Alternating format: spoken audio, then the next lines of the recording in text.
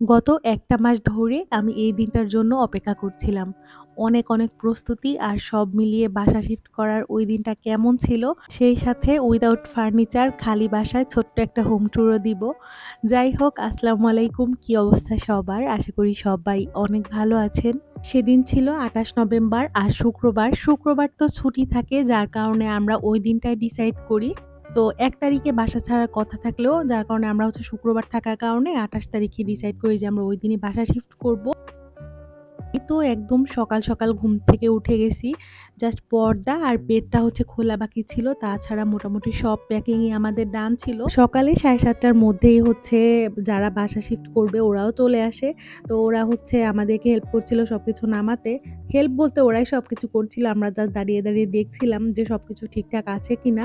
আমি জানি না কেন আমার চোখ ঘুরে একবারে রান্নাঘরের কাছে আসছিল। আমি খুব বেশি মিস করব সত্যি বলতে ওই জায়গাটাকে, ওই বাসার রান্নাঘর আর আমার বেডরুম আর বেলকনি, এই ৩ টা জায়গাকে আমি অনেক বেশি মিস করব।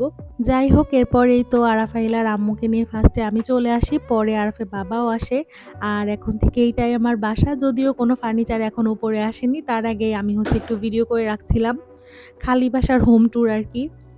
তো আমরা রূপায়ণে ২ বেডরুমের একটা ফ্ল্যাট নেই। আমার আগের বাসাও ২ বেডরুমের ছিল, বাট ওইটার যে ড্রয়িং রুমটা ছিল, ওইটা চাইলে বেডরুম হিসেবে ইউজ করা যেত। বাট এটা একদম একসাথে। এই জিনিসটাও আমার কাছে বেশ ভালো লাগে। আরো ২ মাস আগে আমরা এই বাসাটাকে নেই। তো তখন এই ফ্ল্যাটটাই খালি ছিল এই এলাকাতে। মানে স্কুলের একদম কাছে আমার প্রেফারেন্স ছিল।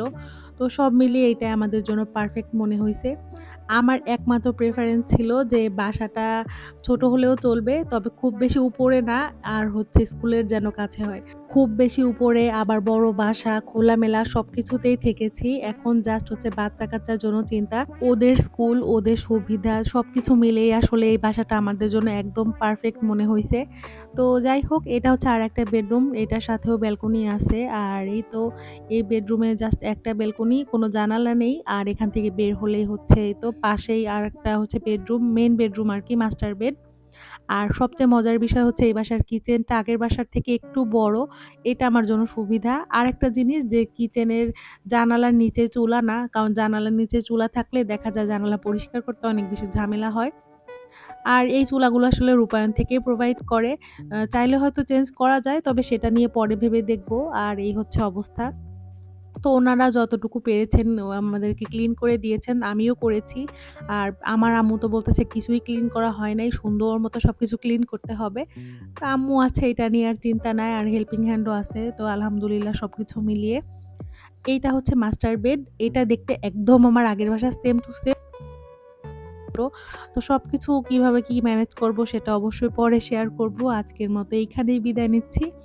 তো এই ভিডিওটা কেমন লাগলো অবশ্যই জানাবেন। আর ভালো লাগলে লাইক, কমেন্ট, শেয়ার করতে ভুলবেন না। ভালো থাকবেন সবাই। আল্লাহ হাফেজ।